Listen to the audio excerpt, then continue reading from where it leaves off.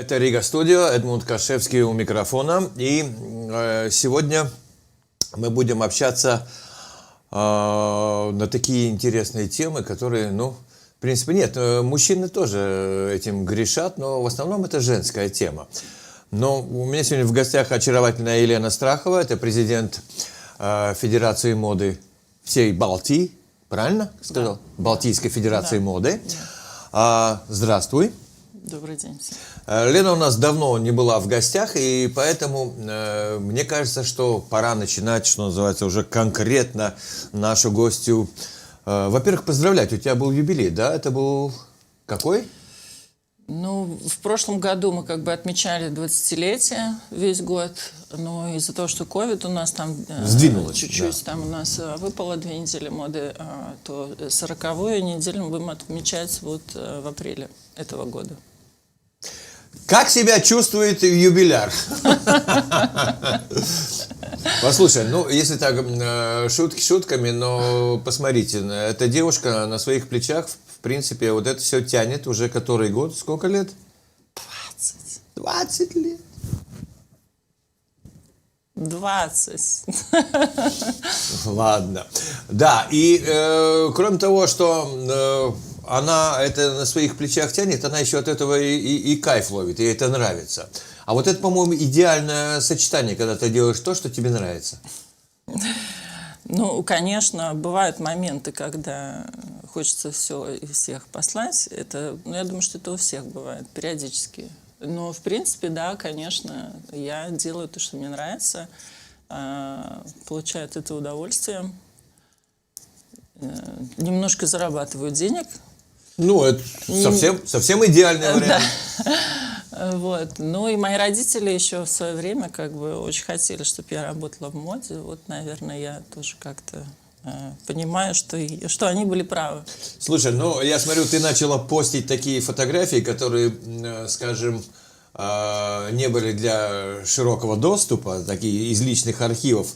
Я тебе скажу, что вау, просто почему ты этим прекратила заниматься?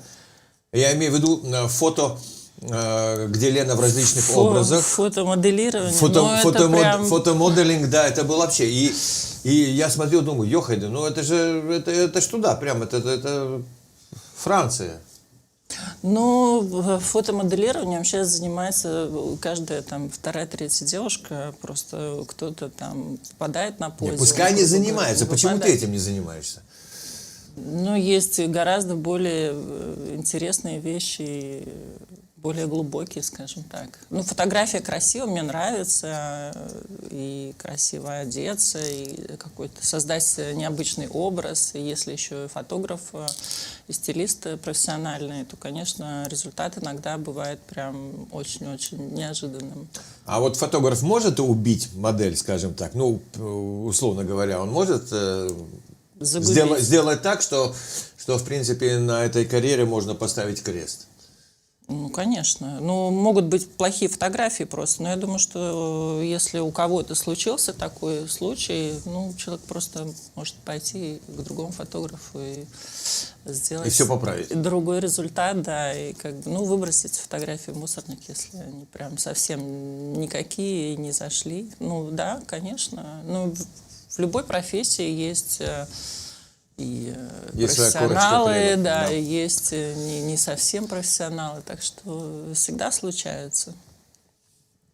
Лен, по сравнению, скажем, с тем первым революционным размахом, который был у Fashion Week рижского, и глядя, что есть сейчас, я понимаю, что это веяние времени, во-первых, что формат несколько, скажем так, поменялся. Весь этот перформанс, назовем это, да, вся эта тема. А с другой стороны, я понимаю, что все больше и больше, скажем, народ привлекать в качестве спонсоров и тех, которые помогают финансово, становится все труднее и труднее. Ну, как бы и да, и нет. Да? С одной стороны, конечно, мы узнаваемый бренд на рынке, и не надо никому сегодня объяснять, как когда-то нужно было объяснять, что такое Riga Fashion Week, что такое латвийская мода, почему и зачем это нужно. Вот. Но, конечно, события там последних лет, там и ковид, и постковид, и энергетический кризис, и геополитическая ситуация, конечно, это все осложняет. И даже многие партнеры, которые готовы были бы дать как бы денег и профинансировать как когда-то или впервые, ну вот сталкиваются с какими-то обрезанными бюджетами маркетинговыми и так далее. Вот, поэтому мы как бы хотим и можем развиваться гораздо больше и гораздо быстрее, и быть еще более значимыми и более масштабными. Но мы, конечно, упираемся в финансовые возможности, да, этого рынка. Лен, ну скажи, а вот за все эти годы, все-таки 20 лет это не каждая фирма выдержит, во-первых, на рынке в этих волчьих условиях, да, жестоких бизнеса, а во-вторых, все-таки за 20 лет у тебя репутация, у тебя есть то, что называется CV, ты показываешь, вот мой продукт, и, собственно говоря, за него не стыдно в мировом масштабе, да? А что-нибудь со стороны наших, хотя бы властей города, хоть какой-то шаг навстречу, может быть, появился, может, какая-то добрая воля. Лен, ты так вот классно все это делаешь, ты пропагандируешь это все, ты в Ригу там туристов приглашаешь, условно говоря, ведь на Fashion Week же едут, не только там с Алуксны, условно говоря, да. Ты вот там делаешь такое благое дело, давай мы тебе чуть-чуть поможем. Вот такого не было, нет? Ну вот нет, к сожалению. Потому что все финансирование у нас в городе происходит только через тендеры, через конкурсы. Подают на эти конкурсы там сотни и тысячи проектов.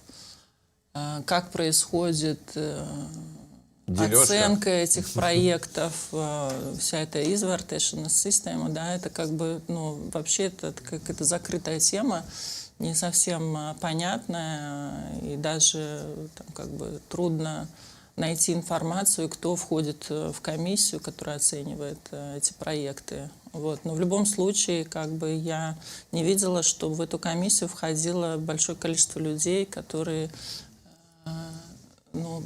скажем так, профессионалы в культуре, да, в отрасли культуры или тем более в моде. Поэтому им оценить проекты, которые, скажем так, не из их отрасли, и многие, наверное, и не знают, по каким критериям конкретно как бы эти проекты оцениваются.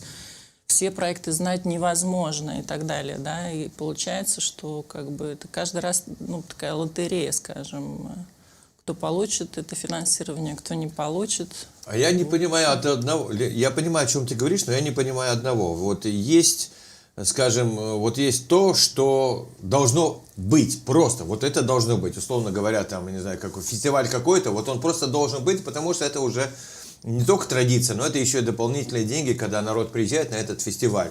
Вот, условно говоря, вот Fashion Week, он должен быть, потому что это бренд, это уже зарегистрировано в мозгу у многих в Европе и в мире. И вот есть такие позиции, которые, а остальные, да, участвуйте там, пишите, да, все окей.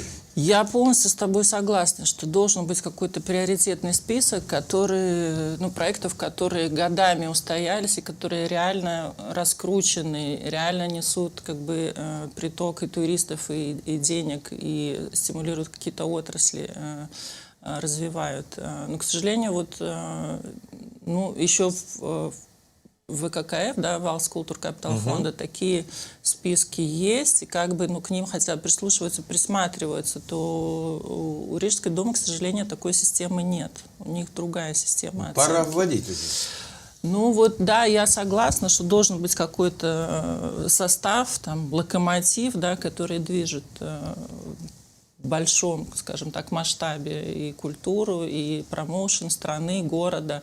И должна быть какая-то категория, понятно, что и молодых, начинающих проектов. Мы тоже когда-то были начинающими, молодыми. Но я вам скажу, нам У нас это потребовало 10 лет работы, 10 лет проекта, ну, как бы, который был финансируем на тот момент только и за счет частных компаний, чтобы доказать Рижской думе, Министерству культуры, что мы достойны того, чтобы быть ими поддержаны финансово. А может быть, тут проблема в том, что, скажем, тебе надо было как-то более активно с телеком, потому что если это в телеке, тогда, как понимают, Так это было как 10 понимают лет. товарищи, нет, как понимают товарищи, которые сидят в креслах в уютных, да, если это есть в телеке, это хорошо, это пафосно, это престижно. А если в телеке это нет, это такой же проект, как и все остальное. Но у тебя же были контакты там, и ты же сотрудничала чуть ли не с Fashion TV. Да, так и мы и были на телевидении, мы были на всех каналах, и на ЛТВ, и на ТВ5, и на ЛНТ. Мы везде были. Это был наш же проект, через который мы продвигали свой продукт, свой проект, свой фестиваль. Если бы его не было, нам гораздо сложнее было бы как бы встать на ноги и кому-то что-то доказать. И проект, который был телевизионный, он тоже там держался на честном слове. Никто на нем там ничего не зарабатывал. Мы просто делали это вот дебет с кредитом свести, как бы, ну, главное, что мы продвигали моду, продвигали Рига Fashion Week.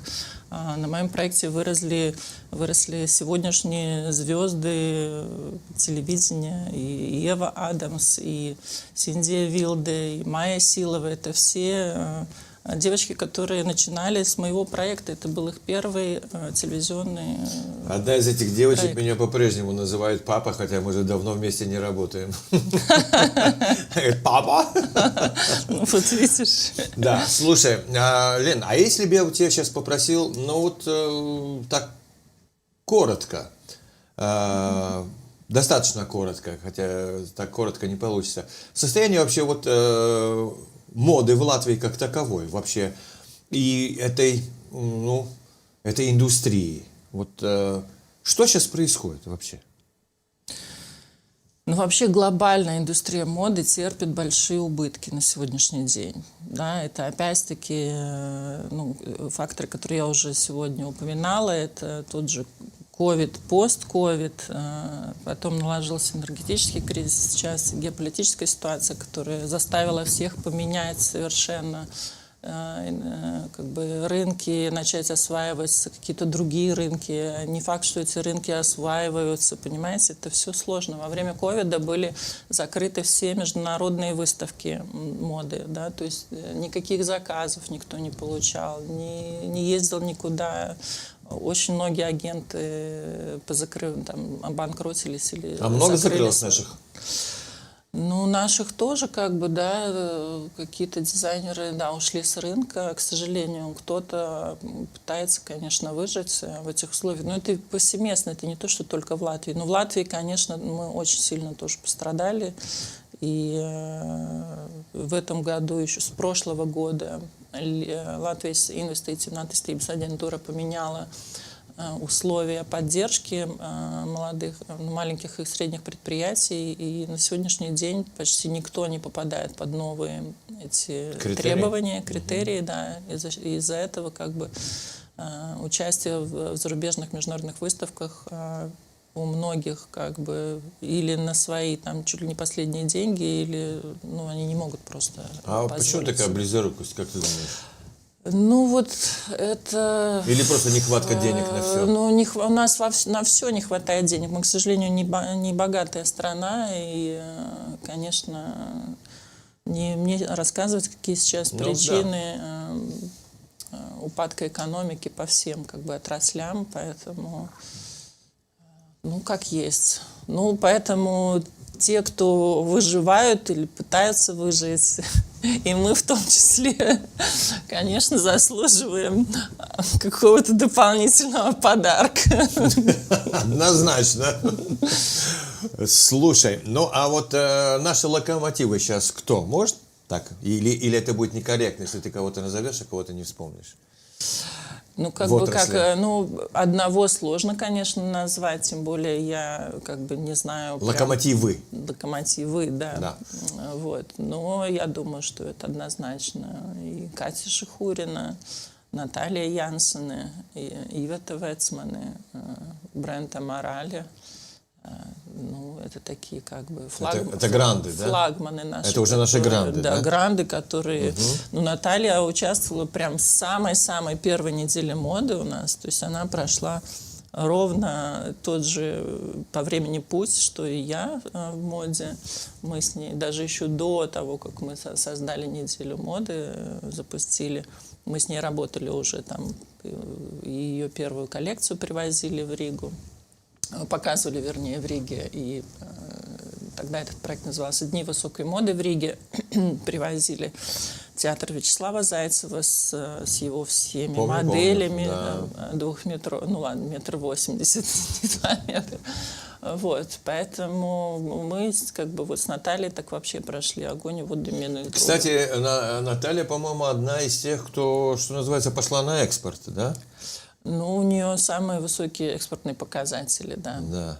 А много наших таких, которые, вот, скажем так, вышли и закрепились на международном рынке? Ну вот Наталья. Да. Одна? Ну, у других, может быть, вообще модный бизнес, он очень сложный, потому что в год нужно делать минимум 2, а то и 4 коллекции. И не факт, что каждая коллекция пройдет на ура. Одна может разлететься, как горячие пирожки. Подожди, ну в Милане, насколько... Ну, я, так сказать, я такой активный юзер, чайник, да, я смотрю по телеку. Да. Я смотрю, что миланская, скажем, тусовка, она 2 раза в год показывает коллекции. 2 раза в год. Да. А, ну, Париж 4, по-моему, это too much уже, нет? Было вообще 8 или 12 коллекций в год. Это вот во время ковида там просто все уже встали на дыбы и сказали, хватит, нельзя. Потому что они делали pre-collection, как бы это еще перед большой коллекцией должен делать ну, такую небольшую коллекцию концептуальную. Анонс какой, да. Потом еще были какие-то там коллекции тематические, там круиз коллекшн, да, как бы для путешествий коллекция. Потом Зимосвятку, там рождественская коллекция или там новогодняя. Это же можно с ума еще сойти. для похода на базар, например, да, условно говоря. Это, конечно, шутишь, да. Но, в принципе, дизайнеры устали от этого. И вот мы как раз осенью ходили на фильм с моими друзьями и коллегами Гальяна, да, фильм был про Гальяна, где показывалась как раз его вот эта вся жизнь закулисная. И ну, это, нормальный человек это выдержать не может. 12 коллекций в год, плюс он делал еще коллекции часов, коллекции аксессуаров, там, коллекции еще чего-то. И, в общем, понятное дело, что в какой-то момент человек просто уже съезжает на какие-то допинги и так далее, потому что нормальному человеку как бы это не выдержать просто. Да. Плюс все время прессинг. Давай, ты должен, одно заканчиваешь, другое начинаешь. Параллельно тут еще что-то третье, 5-е, 10-е. На самом деле труд дизайнера, он очень и очень трудный. И прежде чем, вот, когда меня кто-то спрашивает, вот у меня там дочка или сын там хочет пойти там, учиться на дизайнера, я говорю, ребята, 20 раз подумайте. А там парням так 25, а то и 30 раз подумайте, да, потому что им еще сложнее, ну, то есть там, ладно, девочки еще могут как-то вот на энтузиазме и там как бы, ну, себе в радость что-то делать, но мужчина еще должен зарабатывать, ну, как бы, ну, хоть что-то, я не говорю миллионы, но как бы он не может все время там в долгах. Ты знаешь такую программу Top Model, которая идет на польском телевидении? Ну, так, очень отдаленно. Ну, там, условно говоря, такое реалити-шоу, которое они запускают уже который год подряд и отбирают со всей страны и из-за рубежа желающих, скажем, ну, не то чтобы обучиться, но желающих попасть вот в мир моды. Там, и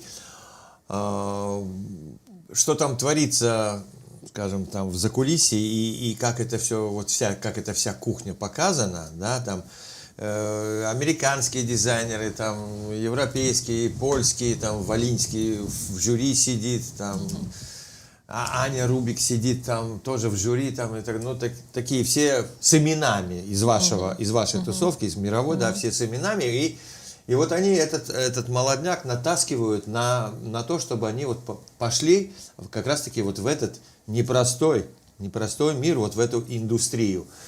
И знаешь, что меня поразило? Меня поразило, что, ну, я видел, ну, 3 выпуска, ну, 3 года было. Сейчас они сделали перерыв, и сейчас опять они запустили это. Потому что там отбоя народу нет, там кастинги многотысячные. Ну, да, просто. Да, но это То есть для всех да. это вау, этот мир, это такая фантазия, это просто, это лайма пилнīga, знаешь, Ну, такая. да. Ну, А на этим самом как бы деле? и привлекает мода, что это что-то как бы совершенно необыденное, да, что это что-то какое-то эксклюзивное и красочное, фееричное. Да, есть эта сторона, как бы, я бы сказала, даже не сторона медали, это такая маленькая часть этого огромного айсберга. А вот то, что под водой, там просто сумасшедшее количество работы, через которое нужно пройти, и столько испытаний, это, ну, далеко не каждому под силу. Я вот просто почему завел об этом разговор, потому что сейчас я не интересовался этим, но в свое время в Риге этих модельных агентств, которые девочек учили ходить по подиуму, там осанка, все остальное, как правильно ноги ставить, и они так, и не на согнутых коленях, да, как это, к сожалению, в начале бывало, то этого желающих было пруд-пруди, и агентств тоже. А вот сейчас как с этим? Ну, поуменьшилось? Да нет, количество модельных агентств, по сути, то же самое. Ну, кто-то там, очень мало кто там уходит с рынка, ну, приходит сразу же кто-то новый. Вот, такие устоявшиеся, как вот я назвала там дизайнеров, агентства, которые там существуют 10, там 15 лет, там кто-то 20 лет, да. Ну, таких там 5, может быть, все. Остальные это, ну, такие более мелкие, они ротируют. Ну и, конечно, важно, на какой рынок ориентировано это агентство, да. То есть на местном рынке здесь, в Латвии, заработать с моделем, ну, это можно забыть. Здесь можно просто как бы обкататься, наработать какой-то опыт работы на подиуме, опыт работы с фотографами, сделать себе портфолио. В принципе, зарабатывать можно только Европа, Америка, ну или Азия, но точно не здесь, да. У нас, ну, это просто тут какие-то совсем смешные деньги. Наших много там сейчас? Ну, достаточно. Нет, материал, то есть девушки... Кадры есть, да? Кадры отличнейшие. У нас, когда приезжают зарубежные дизайнеры и приходят на кастинг, они просто с ума сходят. Они говорят, у нас такого состава, там даже на Парижской неделе моды, ну, вот, не всегда бывает на кастинг, да, кто приходит. То есть девушки и высокие, и стройные, и красивые, и... А как с головой? Генетика сумасшедшая. Ну, достаточно нормальных, кстати, адекватных девушек. Многие из них учатся в университетах. Это не то, что там какие-то пришли там вертихвостки, которые там ничего не понимают в этой жизни и никаких целей не ставят. Такого нет. Многие девушки с трудом потом прямо и нехотя уходят как бы из модели, когда они получают какую-то там приличную работу, не знаю, там в банке там или еще где-то, как бы ей уже, ну, по статусу немножко сложно там совмещать эти вещи, да, но так очень много хороших, умных девочек, красивых, прекрасно дефилирующих по подиуму. Так что в этом плане, ну, вот опять те же деньги, понимаете? Вот куда? Куда денешься без них, да? Куда? Никуда не деться, да. А так, если были деньги в нашей стране, ну вот там умножить, ну хотя бы там на 10, да, я уже там не говорю про какие-то там большие объемы, по-другому бы работала как бы индустрия моды и модельный бизнес, и все. Это было бы, конечно, прекрасно. Да, вот это обидно, что, скажем, есть потенциал, есть кадры, есть силы, есть мозги, а развитие так сопряжено с тем, что есть проблема с финансированием. Ну, нельзя сказать, что только как бы там размер страны влияет, да, там посмотреть, там Лихтенштейн тоже маленькая страна, там, или еще что-то, да, но Вот. Ладно, давай не будем Но трогать это уже Лихтенштейн. политика. А давай наших соседей тронем. А Да. что, собственно, в Эстонии, а что в Литве? Вот. Ну, Как там ситуация? Я бы сказала, что у нас самая лучшая ситуация. Серьезно? Да, однозначно. Ну, просто у нас гораздо более глубокие традиции. Это раз. Во-вторых, все-таки наш проект, который мы двигаем 20 лет регулярно, несмотря ни на что, и несмотря ни на какие препоны и экономические условия, он все равно дает свой результат. И Ригу именно как столицу моды гораздо больше и быстрее, и большим количеством стран узнают, да, поэтому я помню, когда вот еще до ковида дизайнеры ездили на зарубежные выставки, там практически вообще не было ни эстонских, ни литовских брендов, а наши ездили там прям не один и не два, там 4, 5, 6 брендов всегда участвовали в выставках. Это очень хороший Но у показатель. тебя на прошлой неделе моды тоже были литовцы, кстати. Мы приглашаем, конечно, и эстонцев, и литовцев. Мы заинтересованы в том, чтобы наша публика и зарубежная публика видела, что мы здесь делаем в балтийских странах. И здесь как бы опять-таки все 3 рынка такие маленькие, что делать там 3 недели моды отдельных. Не имеет смысла. Ну, есть в Таллине Tallinn Fashion Week, да, и они где-то ее последние, наверное, там 4 года как-то уже так, получше раскрутили и стали делать регулярно, потому что она так то была, то не была, то там закрывалась, то открывалась. В Литве есть немножко другой проект под названием «Модос Инфекция». Там другая концепция, но она тоже как бы собирает многих дизайнеров из Литвы, которые такие значимые, да, и молодые, и значимые. Но он тоже проходит раз в год, и у него совсем другая цель. Там нет цели развивать экспорт, там как бы он больше такой, как культурное мероприятие именно проходит. Как фестиваль моды, да? Да, как фестиваль моды, и там могут быть коллекции там 2-годичные, 3-годичные давности. Дело как бы не в этом, дело в том, что они отбирают коллекции, которые какие-то вау, такие вот необычные. Ну, это как шоу больше, да? Да, больше такую, как показать, на что вообще способна мода, как бы показать весь креатив, но как эта коллекция там будет, не будет продаваться, это как бы не сама цель, да, не является целью организаторов. Мы все-таки стараемся, чтобы кроме того, что это было красиво, модно и как культурное событие, чтобы это в том числе стимулировало экспорт продуктов дизайнеров, да, продукции дизайнеров, коллекций и так далее. Это совсем другая цель. Вот. Но мы свою, как бы, свой след в истории развития моды уже оставили даже на сегодняшний день достаточно большой и значимый. Вот. Ну и эстонские, литовские дизайнеры очень рады приезжать и показывать здесь коллекции. Они говорят, что и мероприятия высокого уровня, они получают пиар в зарубежной прессе, который, скажем, ни в Таллине, ни в Вильнюсе не увидишь. Мероприятие действительно высочайшего уровня. Я тут тебе сейчас не комплименты высказываю, а просто констатирую почему? факт. Можешь и комплимент Я просто констатирую факт, да, это high level, и ты просто молодец. Но вот пока ты еще не убежал из студии, еще буквально 2-3 минуты у меня есть, потому что Лена человек занятой.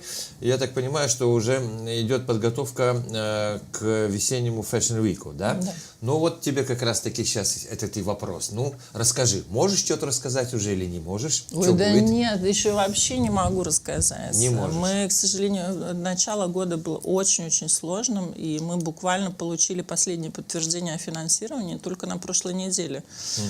Вот, то есть я, честно говоря, вообще удивляюсь. Это каждый раз какой-то magic. Вот каждый год, может быть, не прям каждый, но прям начало года как-то это всегда так сложно, всегда так тянутся эти ответы от спонсоров, что мы до последнего вот сидим и думаем, будет, не будет, будет, не будет. И это каждый раз как-то складывается. Вот какую я вот... А значит... Бог любит моду, как мне да. кто-то сказал. Это, во-первых, а во-вторых, Ну, по значит, крайней мере, правильным нас. делом занимаетесь, Ну, товарищи. тоже да, тоже да. Ну, хорошо, Лен, но если ты не можешь ничего раскрывать, никакие карты, то... Я могу только даты озвучить. Давай. Даты — это Ну, важно. хоть что-то надо из тебя хоть вытащить что-то. сейчас, ну? С 7 по 10 апреля состоится 40-я неделя моды. Так что готовьте цветы и ценные подарки. Да, это, кстати, тоже важно. Вот, всех ждем. Основная локация будет Hanses Perrons, вторая локация будет Zunda Towers. Вот, А там что есть? У нас уже несколько сезонов проходило в Zunda Towers. Ну, там же маленькое помещение. Нет, там большой подиум, там 60 метров подиум, длина подиума. Это в ресторане, что ли? В этом? Нет, на 3 Наверху? этаже. Да. Так что В Зунде, милости в Зунде не был. просим, вот как раз есть шанс. Так, значит, стать будет Zunda Towers, будет Hanses Perron. Да. Это основные локации, Вечеринки будут, да. Ну, вот вот вечеринка это мы... интересно. Так, В так, прошлый так, раз, так. кстати, мы наконец-таки уже дошли до предковидного уровня, когда у нас каждый вечер была вечеринка. Ну, шикарно. Потому что в ковид нельзя было, потом пока раскрутились, народ не очень ходил. А вот в прошлый раз прямо уже все ломились. Ну все, готовьтесь, я приду тоже, буду танцевать по подиуму. Вряд ли я пройдусь уже, Лена меня не возьмет, и я уже, так сказать, не того Ну, как образа. знать. Да. Мы сейчас, ретро чуть-чуть, будет, да? между прочим, можем обсудить вот не в эфире Да. эту тему. Там есть очень интересное предложение от одного дизайнера. Может быть, ты его примешь. Хорошо. Дамы и господа, поскольку Лена должна бежать, она меня в жесткие временные, так сказать, границы поставила, я хочу пожелать тебе успеха, чтобы эта 40-я юбилейная неделя выстрелила на все 1555%, ну и чтобы люди, которые очень долго принимают решения, чтобы они были, ну... Уберите тормозную жидкость, уважаемые товарищи, и побыстрее реагируйте, хорошо? Нажимайте на педаль газа. Да, нажимайте на педаль газа. Гостем сегодня у нас была Лена Страхова. Счастья тебе, удачи и хороших недель моды. Спасибо большое. А так. Благодарю.